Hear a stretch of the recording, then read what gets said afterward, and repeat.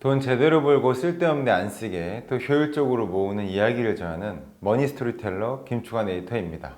얼마 전 영상을 통해서 메타버스와 NFT에 대해 소개했던 거 기억하실지 모르겠습니다. 만약 잘 모르시겠다면 위에 연관 영상 있으니까 보시고 오시는 것도 오늘 영상 보시는데 도움이 될 것 같습니다. 오늘은 코린이들을 위한 친절한 설명이라고 하면 좋을 것 같은데요. 오늘의 키워드는 P2E라는 겁니다. 11월 11일 빼빼로데이였죠. NC소프트가 2021년 3분기 실적을 컨퍼런스 콜을 통해서 10일 발표했었습니다. 이 발표 내용으로 인해서 주식시장에 여파가 있었고요. NC소프트의 주가는 그날 상을 쳤습니다. 도대체 어떤 내용이었길래 상을 쳤을까요? 바로 P2E, Play to Earn 이라고 하는 줄말인데요. 이 때문이었습니다. P2E는 게임을 하면서 돈을 번다 라는 의미입니다. 만약 지금 제가 언급한 내용을 가지고 무슨 말도 안 되는 소리 하고 있어 라고 반문하시는 구독자가 계시다면 오늘 영상 잘 보시고 어디 가셔서 되뇌이셨던 그런 방금 전에 하셨던 말씀 하시면 안 되겠습니다. 게임을 하시는 분들은 익숙한 용어실 거예요. 아마 저도 몰랐던 용어가 있어요. 쌀먹이라는 단어인데요. 게임을 하면서 쌀을 먹는다는 의미, 밥을 먹는다는 의미로 게임 안에서 재화를 오프라인상에서 현물로 거래함으로써 이익을 취하는 사람들을 비꼬는 용어라고 합니다. 뉘앙스에서 느껴지듯이 게임 내에서 쌀먹은 그리 좋지 않은, 즉 부정적인 존재의 의미겠죠. 하지만 P2E 게임에서의 쌀먹은 게임을 이용하는 모든 유저가 활용하게 되는 아주 자연스러운 현상이 된다는 점에서 확인해 볼 수 있습니다. 포괄적으로 이해해야 되는 이유는 바로 P2E 게임을 움직이고 있는 게임사들이 상장사이라는 거죠. 뭐 코스피든 코스닥이든 이런 거죠. 보통 코스닥이긴 하지만 이 P2E, NFT에 대한 사업 계획으로 인한 주가 상승이 있었던 점에서 시사하는 바가 큽니다.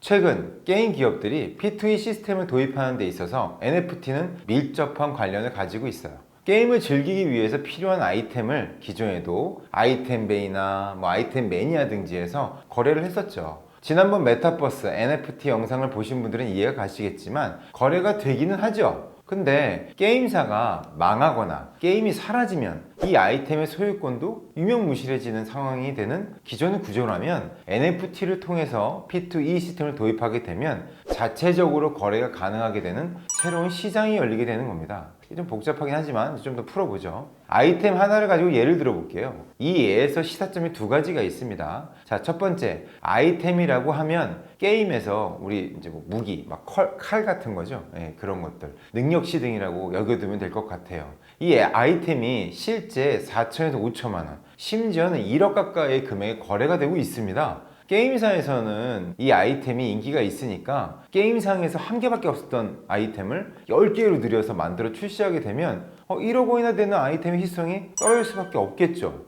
게임사에서는 한 개였던 아이템이 여러 개가 된 만큼 매출의 이익이 되겠죠. 또 둘째, 희소성을 지닌 아이템, 아까로 따지면 1억짜리 아이템이겠죠. 칼을 얘기한다면 아이템을 소유로 한 유저 한 명이 게임 플레이를 그만해야겠다라고 마음을 먹었을 때 따져봐야 할 것이 있어요. 대체 아이템의 소유는 누구 거일까요? 거래했으니까 내 거? 게임사?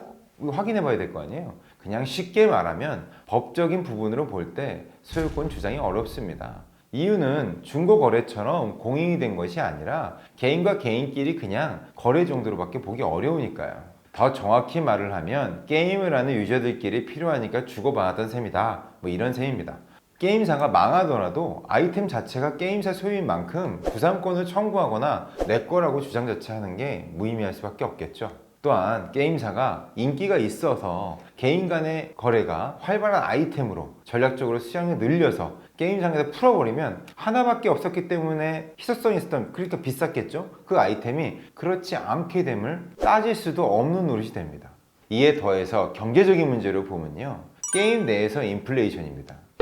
인플레이션? 무슨 게임에서 인플레이션이야? 하시겠지만 게임 머니가 전체 10억 정도 유통이 되고 있다고 본다면 게임의 운영에 어려움을 토로하면서 게임사가 게임 머니를 100억 정도로 더 찍어서 풀어버린 거예요. 이렇게 됐다고 하더라도 유저 입장에서는 야, 왜 그렇게 풀어? 라고 말할 수 있는 근거도 자격도 가진 게 없다라는 것이 이 상황입니다.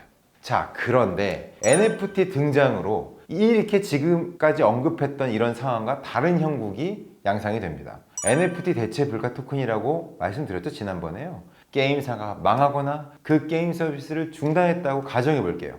하지만 게임 유저들이라면 기억할 수밖에 없는 아이템을 NFT로 내가 보유하고 있다면 그 거래는 지속적으로 이루어지게 될 겁니다. 뭐 60년대 클래식카를 산다고 해서 타고 다니는 목적으로보다는 그 희소성에 투자하고 가치를 올리는 것과 같은 맥락이잖아요. 뭐 이뿐 아니라 뭐 특정 기간에 발행된 우표, 뭐 한정판, 명품, 술 등을 떠올려 보면 이해가 빠르실 겁니다. 우리가 옛날에 레트로 했던 것처럼 관심도가 지금도 있고 그런 것들이 거래가 이루어지고 있잖아요. 그런 측면으로 바라보면 이 아이템도 이해가 되실 겁니다. 여기서 꼭 우리가 인지해야 될 것은 게임사가 아이템을 발행할 때 NFT화로 된 디지털 코드 형식의 소유권이라는 점이에요.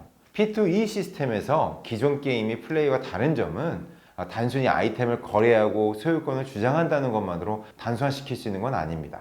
물론 거래로 인해 돈을 벌 수 있으니까 이건 이제 아들 녀석에게 게임 많이 해야 한다고 뭐라고 하면 안 되는 건가요? 그럴 수 있겠지만 P2E 게임은 모든 룰을 블록체인으로 기록하게 됩니다. 일이 되면 게임사 마음대로 게임머니, 코인이라고 부를 수 있겠죠. 게임머니를 추가 발행을 할 수 없게 됩니다. 자기 마음대로요. 처음 발행된 게임머니가 블록체인 안에 기록되어 있기 때문이죠.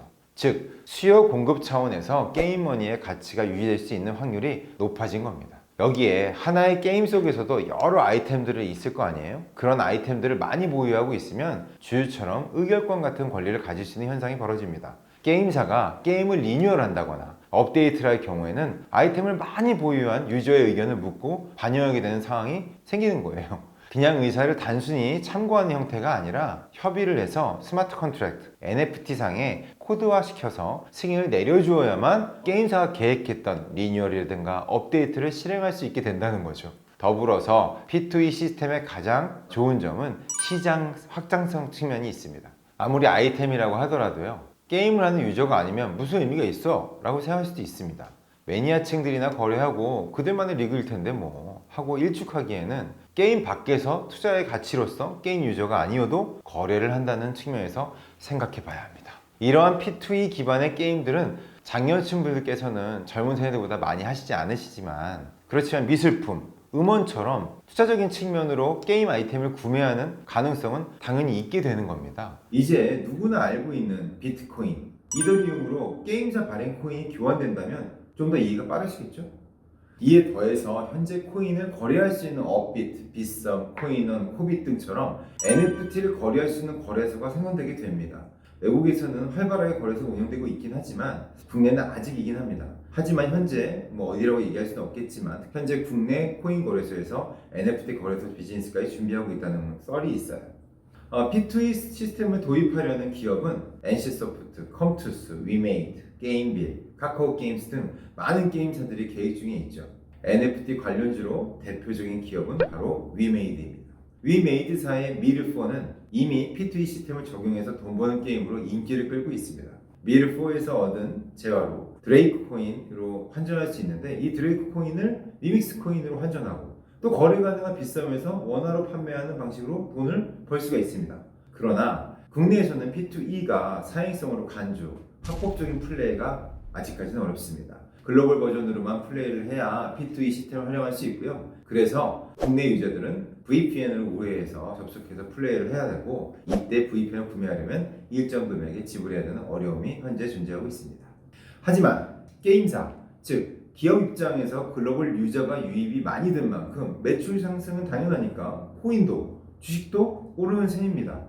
미르4가 11월 11일 글로벌 동시소비자 수가 130만을 돌파했다는 신기록을 세웠죠. 이 지표는 여러 가지를 시세를 하는 바가 큽니다.